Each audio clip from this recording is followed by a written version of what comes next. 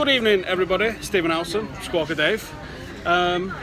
Just having a post-work quick brewski in that London.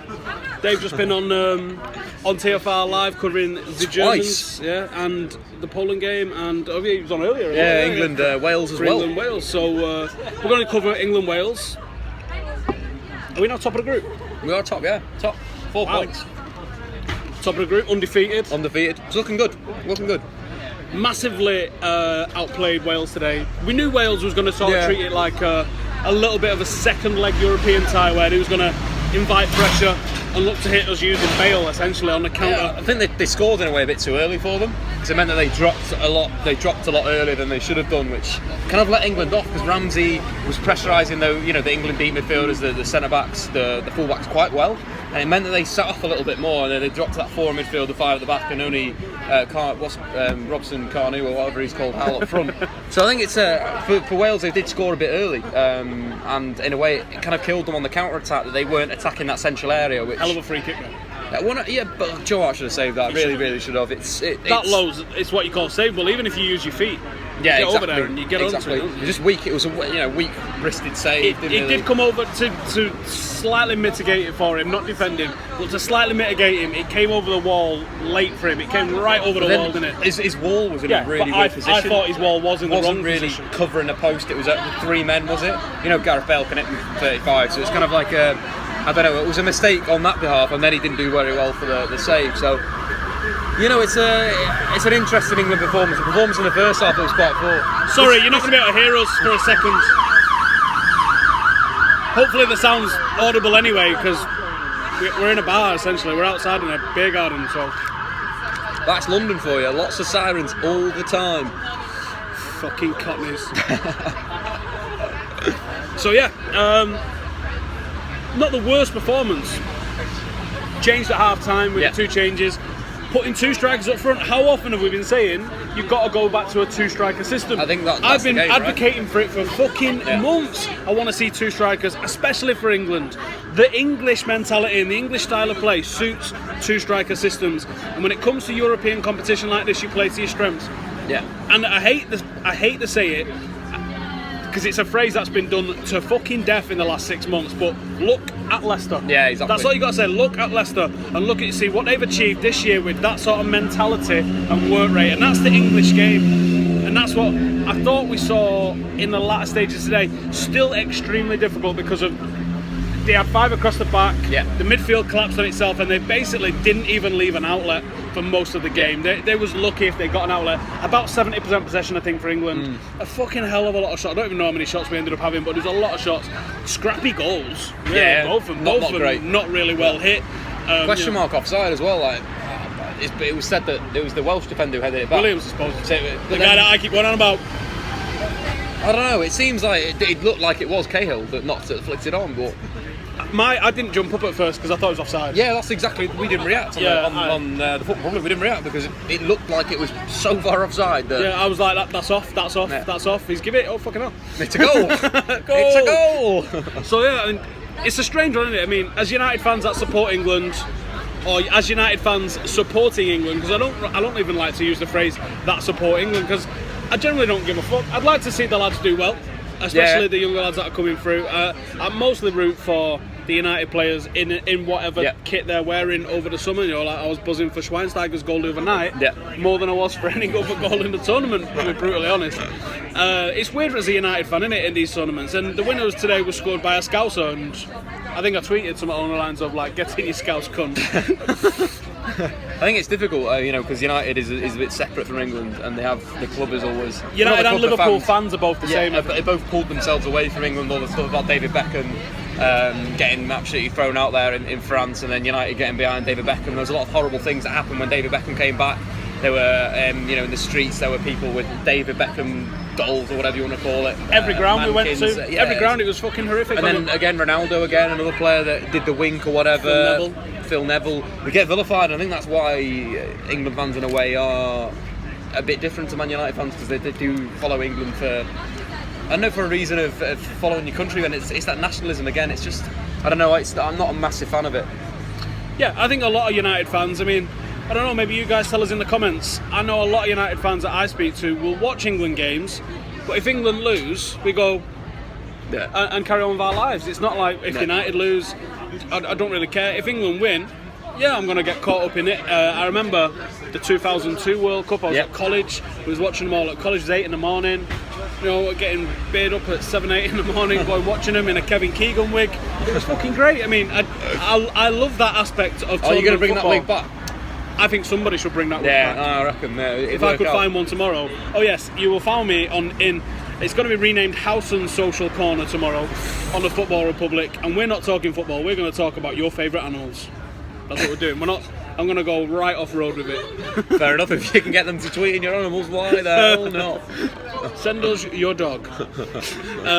So yeah, I'm on Football Republic tomorrow. If I can find a wig in time, I might don it. I might get a Fellaini wig, maybe. No. No. I might try and go and get a French shirt tomorrow though.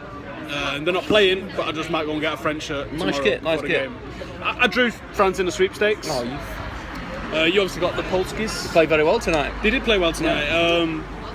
0-0, but not a boring game. No. I know you was busy for most of it. It's hard to watch while you're fucking. You kind of like you've got to learn to multitask, haven't you? To watch the football as well as talking about the football as well as all the other distractions that are there, having to scratch crap off a wall to reveal a country. I think there's lots of things like that potentially could be moved out anyway. But, you know, it's fun. I was behind the camera. I was just sat there spinning around in a chair and all. I wasn't really doing a great deal, but I did manage to watch a lot of the game, and I thought it was a fucking great 0-0. Yeah. A great 0-0. Like, the fact it was 0-0 was irrelevant. It just meant that the ball hadn't crossed the white line a few times.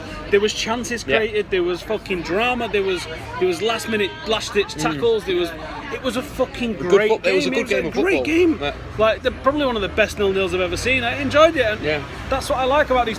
I like that these tournaments are thick and fast. Exactly. Well, that's it. Still not missed the game. Still not missed the game. Not missed the game.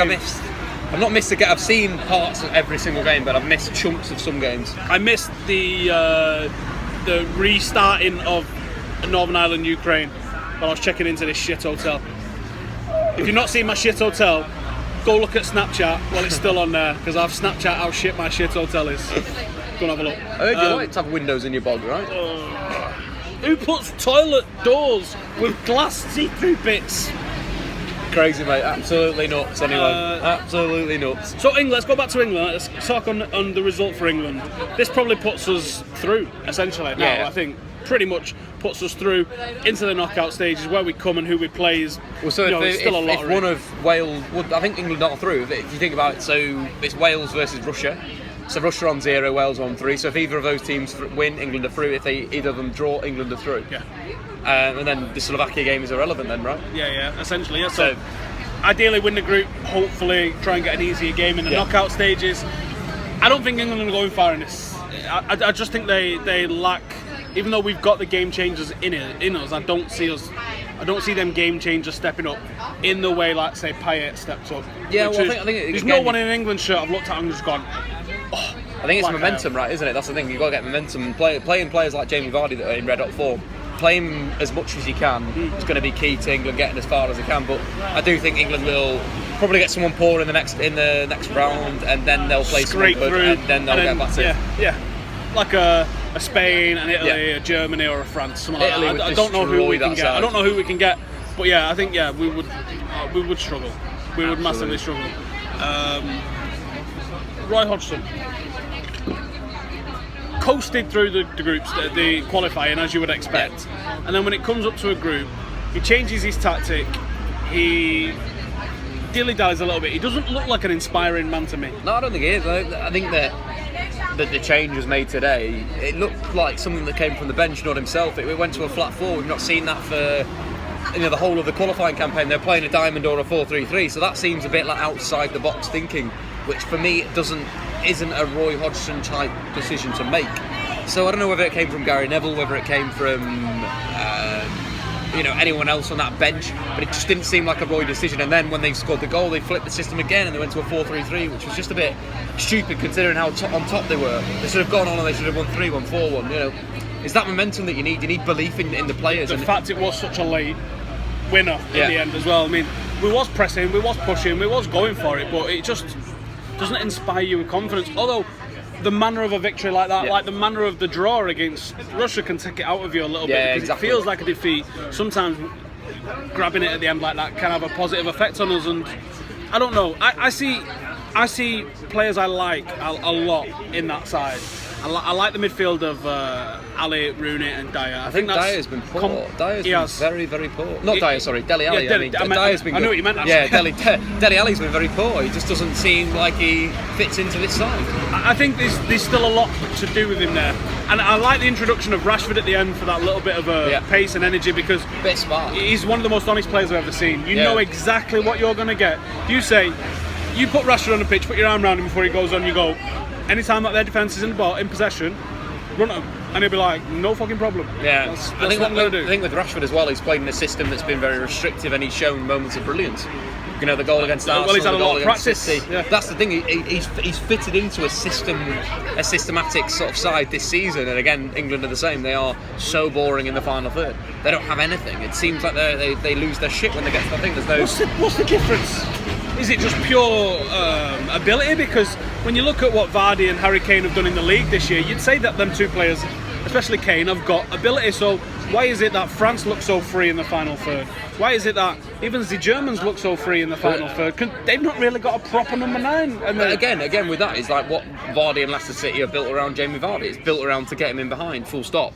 Tottenham play 3 attacking midfielders behind Harry Kane. Harry Kane likes people near him. That's another thing with England. They're too disjoint around Harry Kane, but then again, Harry Kane's look very tired. So it just seems like they've got to go Sturridge, Vardy for me, full stop, and then bring Rashford on, or even start Rashford because he looked fresh. I said in my squad review of when the squad was announced, Wilshere and Sturridge going I don't like. I don't like Wilshere going full stop. Yeah. One fucking Premier League game is a joke in a season. You can't take anyone on the back of one Premier League game. That's ridiculous. And then expect him to play 60% of a tournament. Yeah, he's fucking mad. You're talking multiples of what he's just done in a 9-month season in a few weeks. It's fucking ridiculous. I said if there was one player I would take a risk on, it would have been Sturridge, and that hurts me to say as a United fan about a Liverpool player. A Liverpool player who came through City, has played for Chelsea, and is an Arsenal fan, by the way, right? He'll sign for Leeds eventually. He's destined to sign for Leeds because he must fucking hate United, looking at who he's played for in his history. But I think he is, and it's another cliche, I think he's the most naturally gifted goal scorer in that England squad. And I would take a risk on Daniel Sturridge because I think he's got that magic in him. Yeah, he's made of fucking cardboard, but I do think he's got that magic in him. If you're going to risk it for a biscuit on one player, Daniel Sturridge is the one I do. I always take a gamble on a goal scorer. Midfielders, we fucking shit them. And for Wilshere, substitute Noble, substitute Drinkwater. The much of a muchness. The job of a midfielder is to prevent the attack overrunning you and to assist in moving the ball through the thirds. Essentially, that's it, right?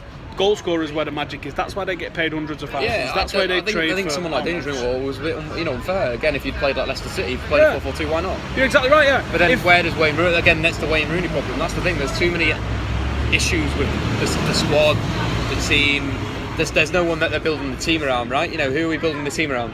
Exactly. There's a transitional period that the England squad's going through from that golden generation, of which Rooney was maybe the last inductee of it. The Ferdinands, the Gerrards, the Lampards, even maybe the Beckham. If Beckham was the first of, then you'd say Rooney was the last of. That golden generation of essentially the 2000s era, really, from like 2002 to 2010. That decade of players, the golden generation. Your Ashley Coles, your John Terrys, that level of player. Oh, your Paul Scholes and your Michael Carrick's for England? Oh, no way.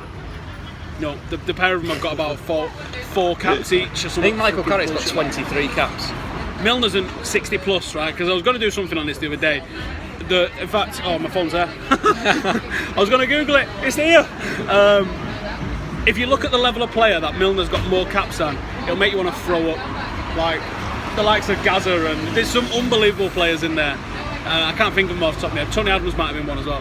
Just unbelievable footballers that fucking James Milner's got more caps than is symptomatic of why England are shit at the moment. Yeah. People can pull out the stats. He got loads of assists for Liverpool this year. I don't care, because I like to watch football by looking at the footballers. And there's too many times I've seen James Milner miss it stuff, launch stuff into the air. And I think he's decent in a structure, in a team that you want to play on the break, and you need a worker out wide, and that's it. He's so limited at central midfield, and you play him. The games that City won over the last 3-4 years. James Milner, the big games, the top 6 games, James Milner will always have a good game, but that was because they play him out wide and he works hard. Simple as anything. But playing him centrally for England, for Liverpool, so stupid. He's not a game changer in any way, shape or form whatsoever. And I know you can't play 11 game changers. I know there has to be blends in teams. Yes. I just don't want him anywhere near. But that's it. Like, he'll do a job out wide, but then that's it. That's it. He needs to know that. Signing for Liverpool because he's going to play central midfield. But you think that the number 7 for England used to be David Beckham, who I think is one of the most criminally underrated footballers of all time. He's fucking magic. To think that got passed down to James Milner at some fucking stage. My mate want to fucking kick babies. Funny. But what the fuck? Like, we were blessed with some serious talent in that golden generation. As much as I don't like him as a United fan, Frank Lampard was a hell of a footballer. Yeah, as much as I don't fucking like him, Michael Owen was a hell of a fucking footballer. There was some for a period of 2 years. Yeah, a couple of years, There was some footballers in that team. We can produce footballers. I think Dele Alli is a fucking footballer. Not showing at the moment. Do you know what I've seen this today, actually? What? One game, people make their mind up on a player. One fucking game. Well, Paul Pogba's shit. Mental. Anthony Martial. Absolutely mental. Anthony Martial, the biggest fraud in the Euros, is what I read. The guy's played, half a game in one game, and what, they get another 20 minutes or some shit like that? Are you really judging someone on the back of the season he's just had, where I think he won fucking Player of the Year? Just go and watch Paul Pogba. Even worse than Anthony Martial, who carried Man United this season. Paul Pogba, who's been one of the main focal points of Juventus, and literally you watch Juventus and he's the main man. Like, mental. Absolutely. A team that's won 5 Serie A titles in a row, and he's leading that side. Like, you've also got Payet is maybe taking the shine off him a little bit. Payet really does annoy me. I feel he's a player that's a little bit one-dimensional. He'll get the ball wide, he'll cross on the right-hand side. Left-hand side, he'll come in onto his right foot. Quite one-dimensional, but he's capable of hitting the ball with a certain whip on it, which in a way has massively hyped himself up. In a way, Dimitri Payet is the most overrated player at the tournament. Maybe, but he's making himself massively effective. Massively effective scoring. They get the assist in the first game, scored that really good goal that won the game, and then didn't do a lot yesterday. Scored from a counter attack. No, I disagree. I thought yesterday he was very good. I thought every single thing. There was one thing, because I tweeted something like, everything Payet does is quality, because I thought everything he was doing was quality. Then he fucked up on one thing. But again, for the most part, I thought it was magic. Again, that's against Romania. No discredit to them. That's against Romania, and that is against Albania, who they played. Look at the 2 games United played towards the end of the season. Dimitri Payet was absolutely anonymous. The FA Cup game that we won, Fosu Mensah him. Well, yeah, but then again, he didn't. Again, he should be doing that. His delivery was poor in that game. I just feel he's a player that has been massively overhyped. I got to disagree, because I think, to an extent anyway, I thought he was overhyped in the league this year. Yeah. But what he showed me at the tournament this last 2 games, maybe the opposition plays a huge part into it. I'll come back when we're in the quarterfinals, semi-finals, and if he's doing it there, if he does it against Germany, if he does it against the Italian defence, this is the thing with these. I don't know. He's good enough to be able to beat 2 or 3 players in this tournament. The goal that he came inside, he really sold some guy. Sure, he cut inside and the guy went. It was like that. The Slovakia goal where cut back in inside and the 2 players ran on. It's similar to that, where if people do a job on Payet and they on Matt Payet, or we're going to have a way to deal with Dimitri Payet, he won't be doing anything. He'll be crossing. He'll be crossing, lots of crossing against blocks. Because I think he's very good in that final third, inside the box, in the tight areas, and I think he's got the patience to wait and deliver the right sort of pass. And I think we saw that several times yesterday. He's impressed me anyway. He's someone I'd definitely take at United next season if he was going. Oh, well, looking at the celebrations Bilic was doing on TV, I'm not going anywhere. Pack it in, Slav. They're going to flop next season, West Ham. It's going to be tough for them, especially with the new ground bedding in and all the rest of it. That's going to be hard, that. I think that's going to be hard. Especially considering a lot of the defensive structure was based on what Sam Allardyce had taught them as well. We'll see. I'm enjoying the fact that Pep's got to go and play Allardyce's boys. That's brilliant. I love that. That's so good. That's my favourite. That is my favourite opening game of all time. It's going to be brilliant. Might not even go United. Might just go and watch that. It's like sitting there at the Etihad. Go down there, take some cameras. Oh yeah, we're away. So I've not done anything on the Premier League's fixtures or anything. I've been so fucking busy this week. So yes, United opening fixtures, Bournemouth away. We play City on the 10th of September. The fourth game of the season, I think. Which is, I reckon it'll get moved to the Sunday. Yeah. More than likely, which might be a good thing for me because I wanted to go to BAMA. BAMA's like the biggest UK MMA organisation. Fighting. I'm not fighting. It's in Dublin, and it's a fucking hell of a show. And I've got credentials for it.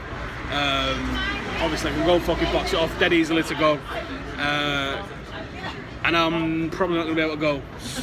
If United are playing the same day, I'm not going to go. I'm going to go United all day long. Yeah. If United are on a Sunday, I'm going to try and make it happen. But with the amount of fucking Irish fans that'll be coming over, I'm not going to get a flight back that next day. The ferry will be fucking ridiculous, so I might just fucking leave it. And I'm gutted I can't fucking go to that because that's going to be a hell of an event. In other MMA news, we've got Bellator in London, back here, on the 16th of July, I think, so it's like 4 weeks' time or something. That's going to be that'll be a barn burner of a show, I think. Obviously, no Kimbo Slice, now he's dead. He's dead? Yeah, What happened? he's dead. Heart attack. Last Grim. week. What, do you reckon it's a steroid thing? No comment. But yeah. So that's going to be a hell of a show. There was talk that his son was going to replace him, which was fucking weird. His son's also an MMA fighter with one MMA fight. He was going to replace him as the main event. I don't know. That's strange. I don't know. I don't think they've announced the replacement yet. But yeah, so Just got champagne or shitloads of fucking across the table from us, Howson, mate. When are you going to get it in? Not tonight. Not on the back of a 2-1 against Wales, mate. Anyway. No thanks. So yeah, a lot of games left to play in the Euros, a lot of football left to be had. I've not watched anywhere near the amount of games I wanted to watch on a Copper. Have you been seeing any? I haven't seen any of it, them? to be honest. It's an unfortunate bit of timing. I watched a bit of the... I thought I had Premier Sports as well, and I don't. It's like, why is it on Premier Sports? I recorded a ton. I recorded a right load of them, and was like, yep, sound. It's pretty funny. Rejection. Got up the next morning to watch them all. It's like, you don't have this fucking channel, like, fuck. Yeah, well, Brazil are, aren't they? Dunga sacked, it's all gone. Yeah, I mean, I coined a phrase in my preview of the tournament. It's like Diet Brazil is what they pulled out here. They obviously want to do well at the Olympics. The Olympics is in Brazil, obviously, so they want to have a strong outing at the Olympics. Neymar's going to take part amongst a couple of others, but it was still. I was going to say it's still strong enough, but it's not actually, because the Brazil side that has competed at the Copa clearly actually isn't that fucking good. Outside of Neymar, maybe Oscar, there's not a lot of really good talent. Thiago Silva and Luiz fell out with Dunga, so they didn't play. There's two half deep. No matter what you think about David Luiz, he's not the worst player in the world. I think he'd do a good job at fullback, but he's never going to play there again, is he? Centre half. He's a worry at centre half. He's a worry. He's an absolute worry. But he's also a colossus at times. It's a fine line. Yeah. It's a fine line of being. He's reckless. Isn't it? Let's face it. It's fucking reckless. Sometimes it pays off, and you look like a fucking hero, like he did at the last. He's either the last Copper or the last World Cup. World Cup they got 7-1, didn't they? The last World Cup. It must have been the Copper. I think it was last year. I think it was at the Copper. David Luiz was fucking everywhere. I'm sure it wasn't the Copper. I'm sure it was the World Cup though. Whatever. Thiago Silva was good at the World Cup. Yeah, and Thiago Silva, another one who's a decent level of footballer.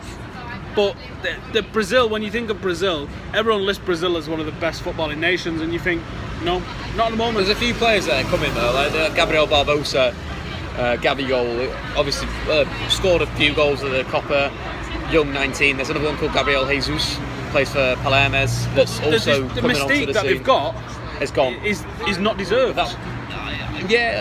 Maybe not, but I feel that there will be a generation of, because it's a bit of a lull at the moment, that we will see 4 or 5 years that they will come again, and there'll be new players that we need. Why aren't Costa Rica seen better than Brazil? They're outperforming them. Yeah, it's fair shout. They were good at the World Cup as well. Costa Rica, they played very well. But quarterfinals. Yeah, again, none of those players have really gone on to do anything on the European stage. So. What's that fella that they got at Arsenal? Is it Jackson something or other? Campbell, Joel Campbell. Yeah, Campbell. Again, looked quite good this year, and then got taken out of the side. He looked excellent for Costa Rica, and then I've not even seen him for Arsenal. I think I've seen him on the bench a couple of times. There was a spell from about February onwards where he was good. He was in the side. He was doing well, scoring goals, getting assists, and then he just got dropped out of nowhere. Wenger just dropped him and started playing Alex Iwobi, who again is a good player. but not as good as Rashford. But fuck off with your Alex Iwobi bullshit. And neither's Iheanacho, so stop it. He's not the Euros, is he? Hey! Yeah, the African. Well, so yeah, that's mine and Dave's little bit of a thought about the Euros and everything else. You have to go and do the Front Three podcast tonight? yeah, probably. What time are we on? 25 to 11s. Oh fuck yeah. Probably. That's a bloody bonus. What's that? Also, no. Oh, is that at your office? Yeah. Oh yeah, Dave's got a late start tomorrow. Happy days. Get in the lads. It's been a fucking long day and a half. I know I'm up early tomorrow, and I'm going to be up late as well. And then not just up late, my train on back to that Mancunia isn't until 11. What time's I getting? 1 then? No, because it goes slower at that time. It gets in just before 2. Why bother, mate? That's a long fucking day, mate. Yeah, I won't bother, mate. So tomorrow I've got a long day. I'm scheduling a nap for midday at some point tomorrow, I think. Sounds decent. Definitely going to be going back to my... heading. Oh shit, they're going to kick me out of the hotel, aren't they? I'm going to have to be out there. Like. Why don't you wake? What time do you need to get to work? I've got website training stuff. Fucking hell, man. I'll give you something on websites, mate. I'm pretty good at websites. I wanted an app. Might have to go to the TFR studio. Is the games on all day tomorrow? It's just the live from 2. Oh, fucking hell. I think upstairs, mate. Go upstairs. There's a few sofas upstairs. Of course there is, yeah. Have a little nap. Yeah. No comment. No comment. Nothing happened. I think we'll fucking leave it there. Yeah, that's it. No comment. I'll tweet Dave and ask him what happened on the sofas. Anyway, thank you for watching. Fuck off. Make sure you go and subscribe to Dave Talks, follow him on Twitter, and check out some of the videos he's doing. He's really pulling his fucking hair out at the moment because they're taking fucking moves for him to do. Well, on that now, let's get a live count of how many. Video that took around maybe 20 hours. We're on 523 views. This will be on that in an hour. Anyway, thank you for watching. Hit it up with a like, throw anything in the comments, and are you in work tomorrow? Oh yeah, of course. And I'll get Dave to answer them tomorrow for you. Excellent. See you later, boys and girls, and anyone else who's watching. See you in a bit.